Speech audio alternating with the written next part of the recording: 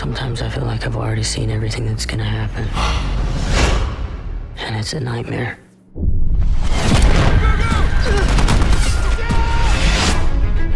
This is a movie that's based upon a young man who makes a really important decision to join the army during the Iraq War.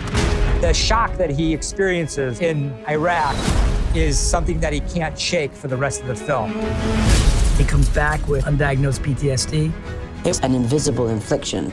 People see someone with PTSD and go, oh, that guy's fine. He came home and he wasn't injured.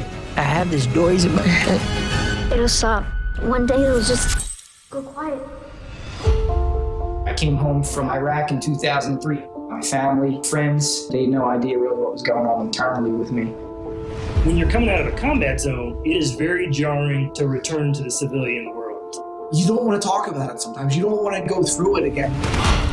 The medical system was unprepared to help Cherry with these issues. How's your pain level? 9 out of 10. Have you ever heard of OxyContin? They misprescribe opioids, and that turns into a bad addiction for him, and that ends up turning into a life of crime. Get on the ground now! Living with PTSD took me to some pretty dark places. I was addicted to drugs and alcohol, and I spent a year of my life in prison. Every week there was a younger version of me walking through those doors. We have lost family members. We have others who are struggling with their sobriety.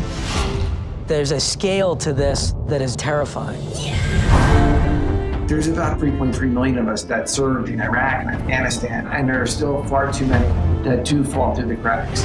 Sometimes they give up hope. That's why it's so important to tell these stories. A movie like Cherry helps all of us to understand that it's okay to reach out for help, and we, as a country, can begin this healing process together. You're it for me. I feel the same way. Cherry represents the possibility of a bright future. I believe this film is going to help people and get the struggle out to the masses. They show the grit of not just combat, but coming back on the other side. There are so many therapies that are out there. It's going to be different for all of us. We have to understand that. But hope is mandatory.